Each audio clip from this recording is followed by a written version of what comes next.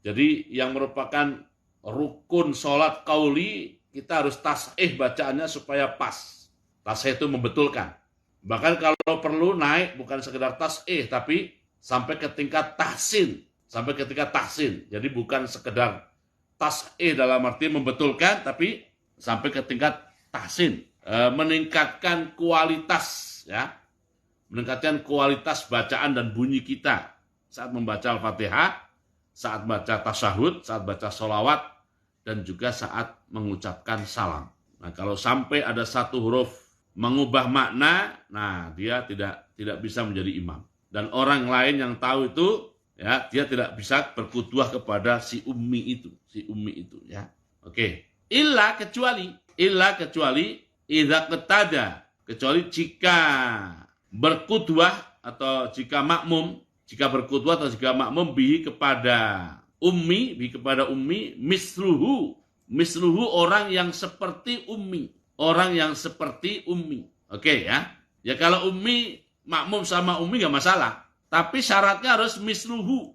Nah, ini kalimatnya dalam nih, misluhu.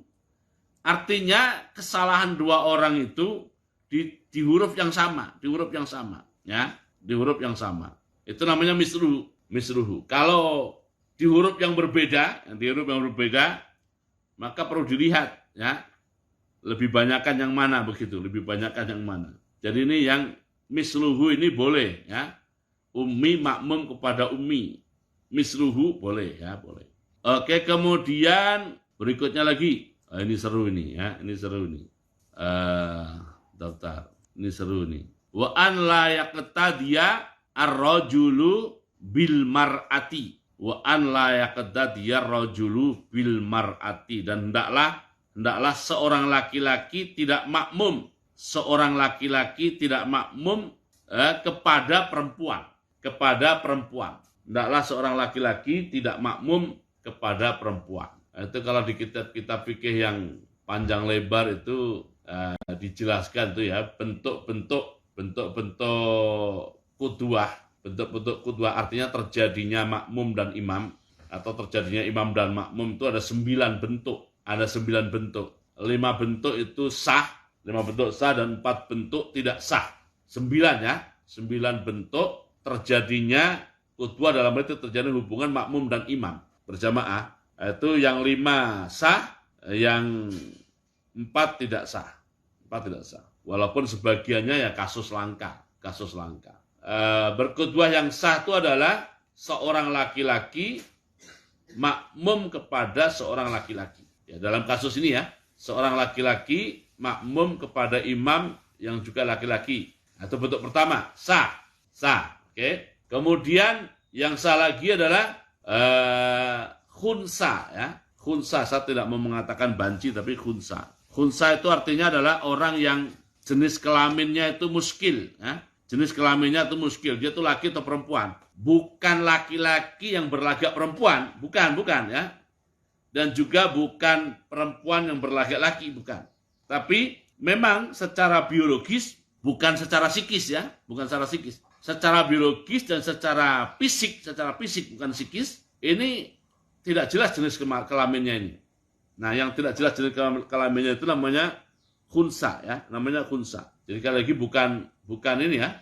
Bukan secara psikis dia perempuan padahal dia laki, bukan itu. Memang secara biologis dan secara fisik, Nah, dia tidak jelas jenis kelaminnya. Nah, itu namanya khunsa. Nah, bentuk kedua adalah khunsa makmum kepada laki-laki. Maka sah. Asalkan status khunsanya sebagai makmum, imamnya laki-laki. Oke, itu bentuk kedua. Bentuk ketiga adalah perempuan makmum kepada laki-laki, ini jelas, ya. Perempuan makmum kepada laki-laki. Itu bentuk ketiga. Bentuk keempat, perempuan makmum kepada khunsa. Itu sah. Perempuan makmum kepada khunsa. Kenapa sah? Karena imamnya itu khunsa. Khunsa itu kan mungkin laki, mungkin perempuan. Dibandingkan perempuan yang jelas, ya, dalam hal kemungkinan laki-laki kan lebih kuat khunsanya dibanding perempuan. Maka perempuan boleh makmum kepada khunsa. Sah. Nah, tentu yang sah lagi yang bentuk kelima adalah perempuan makmum kepada perempuan. Perempuan makmum kepada perempuan. Jadi ini lima bentuk yang sah. Sedangkan 4 bentuk yang tidak sah adalah laki-laki makmum kepada khunsa. Laki-laki makmum kepada khunsa itu tidak sah. Kenapa? Siapa tahu kemungkinannya dia perempuan, ya kan?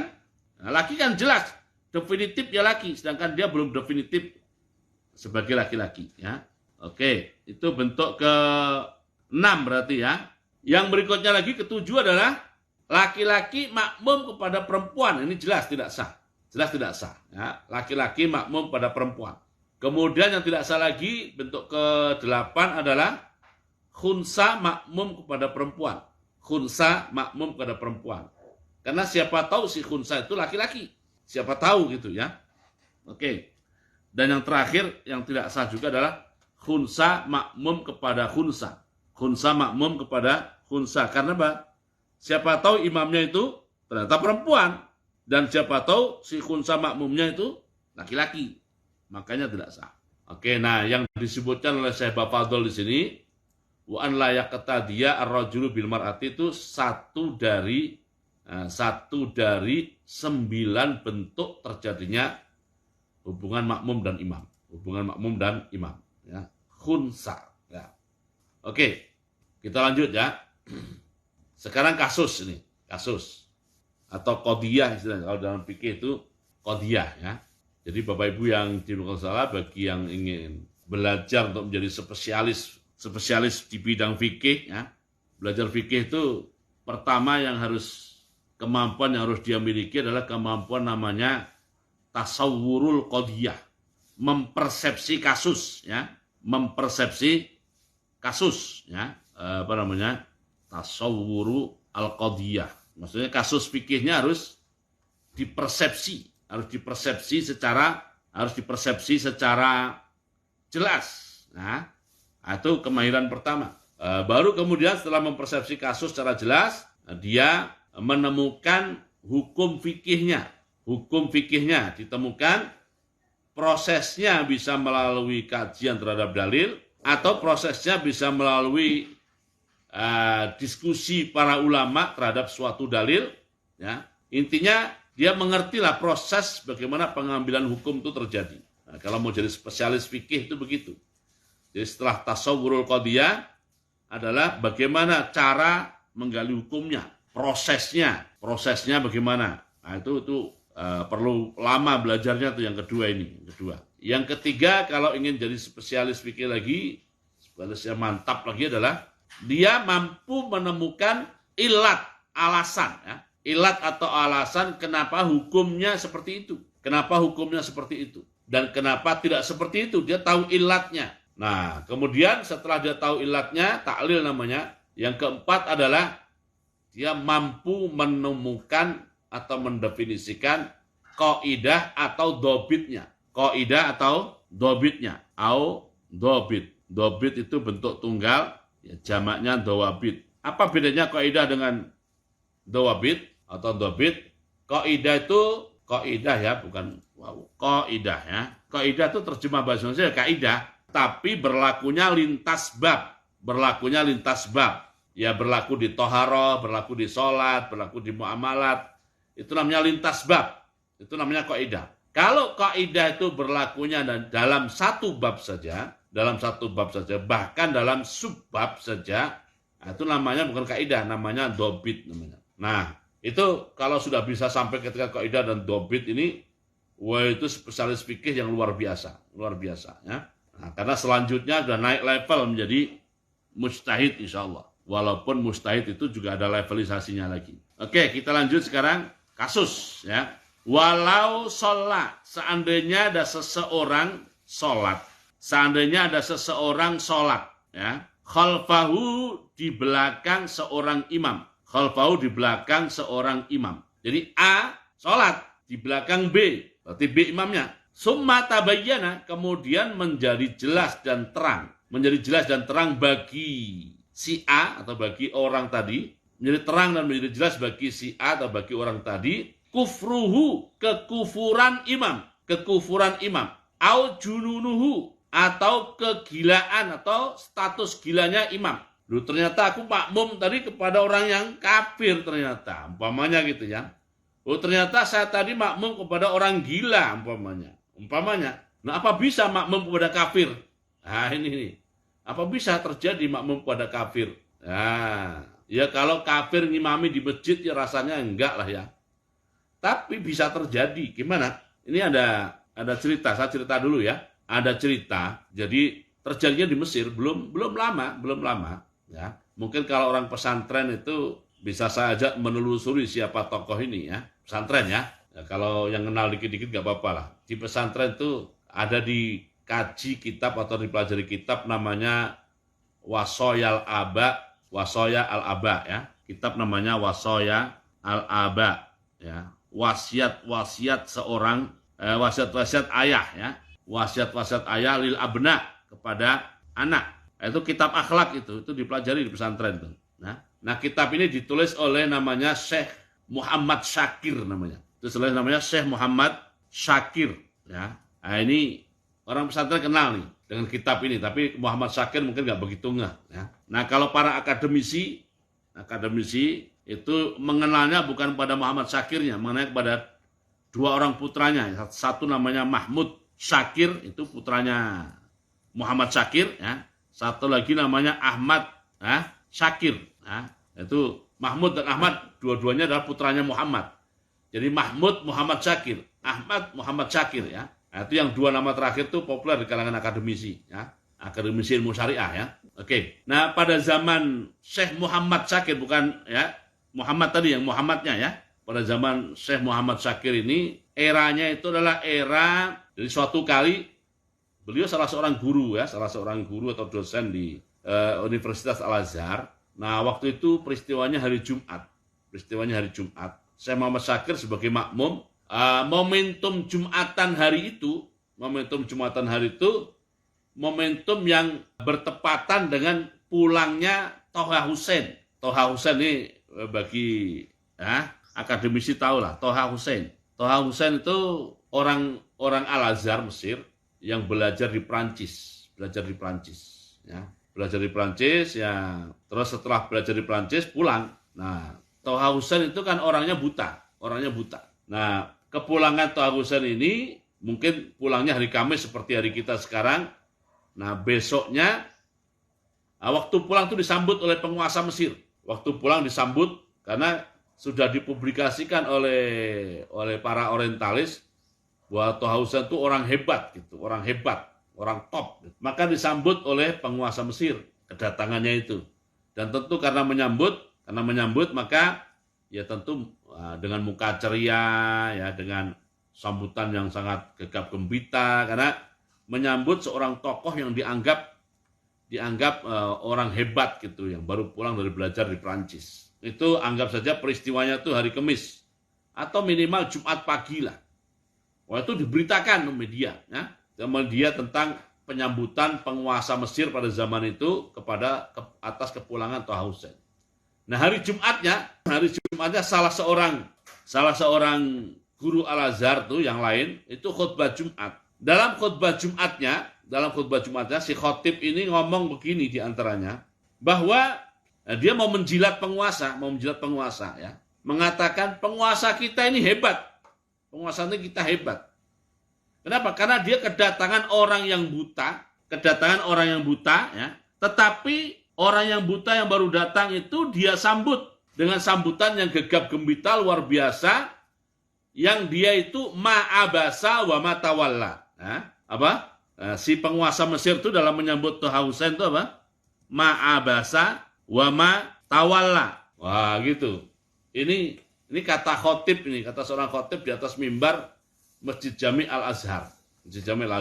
Jadi hebat penguasa kita ini yang menyambut Toha Hussein, pada Toha Hussein itu orangnya buta, tapi dia ma'abasa wa matawalla. Maka selesai Jumatan, karena waktu itu Syekh Muhammad Syakir tidak berada di depan ya. Selesai Jumatan, Syekh Muhammad Syakir itu sudah berada di dekat mimbar. Dia langsung naik mimbar lagi dengan mengatakan, aidu sholawatikum.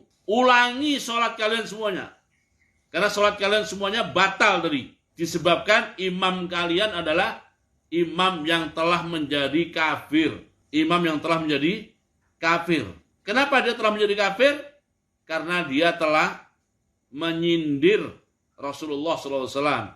Kan Rasulullah SAW waktu kedatangan Abdullah bin Ummi Maktum, di mana Abdullah bin Ummi Maktum itu buta, diceritakan oleh Quran bahwa Rasulullah itu abasa wa tawalla. Abasa wa tawalla. Jadi Rasulullah menerima Abdullah bin Ummi Maktum yang buta dengan sikap abasa wa tawalla an ja'ul a'ma.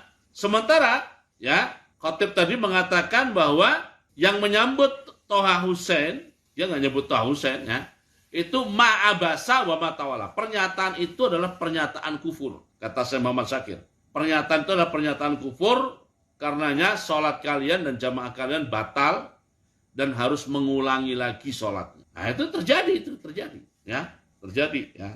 Syekh Muhammad Syakir ini rahimahullah. Oke, au jununuhu, atau kemudian menjadi jelas ternyata imamnya gila, edan ya kan. Nah, ini bukan edan ini ya, tapi gila-gila dalam arti ya gila beneran. Au kaunuhu imro'atan, atau kemudian menjadi jelas ternyata imamnya perempuan. Au makmuman, ternyata imamnya itu makmum. Au ummiyan, atau ternyata imamnya ummi. Maka kalau orang seperti itu a'adaha ya, si makmum itu perlu mengulangi sholatnya.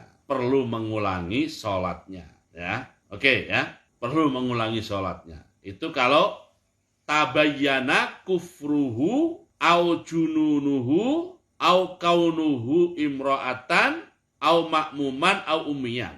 Maka makmum wajib mengulangi sholatnya. Jadi batal jamaahnya, batal sholatnya. Ngulangi. La inbana muhdisan. Tidak mengulangi sholatnya, si makmum tidak mengulangi sholatnya, inbana, jika menjadi jelas baginya, bahwa imamnya itu muhdisan, bahwa imamnya itu telah batal toharohnya, telah batal wudunya, au junuban, atau menjadi jelas ternyata imamnya seseorang yang junub. Nah, kalau begitu dia tidak perlu mengulangi sholatnya. Au alaihi, atau ada pada imam itu najasatun, najis khafiyatun yang tersamar, au zahiratun, atau najis yang terang. Jadi pas awal sholat nggak tahu tuh, rakaat pertama, rakaat kedua, belakangan tahu ya nggak ngulang.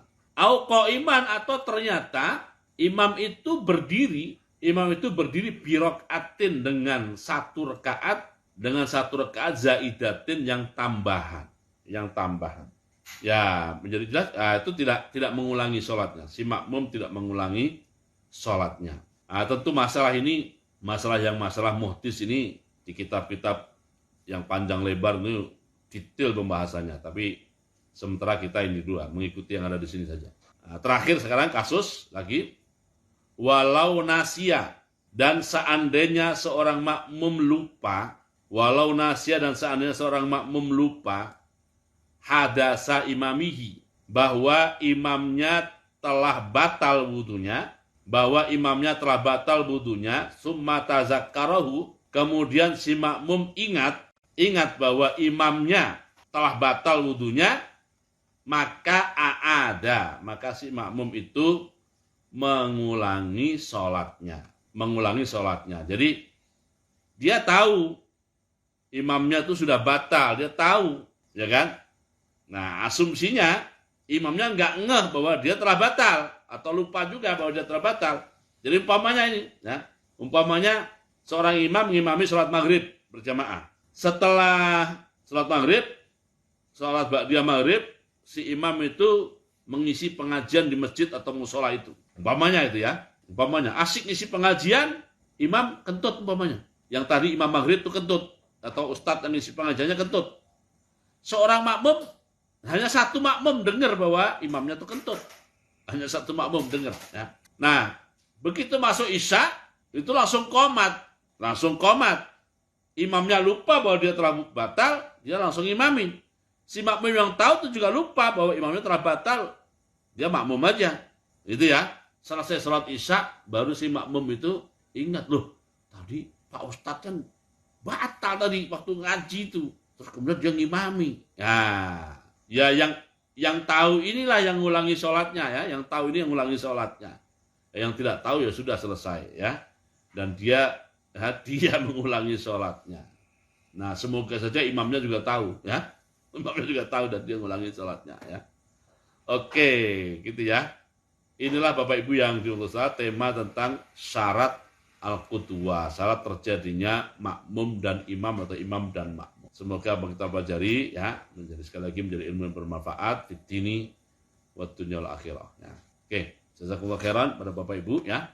Kita tutup dengan doa penutup majelis dan surat al-asri. Subhanakallahumma wa hamdika asyhadu an la ilaha illa anta astaghfiruka wa atubu ilaik. A'udzubillahi minasyaitonir rajim. Bismillahirrahmanirrahim.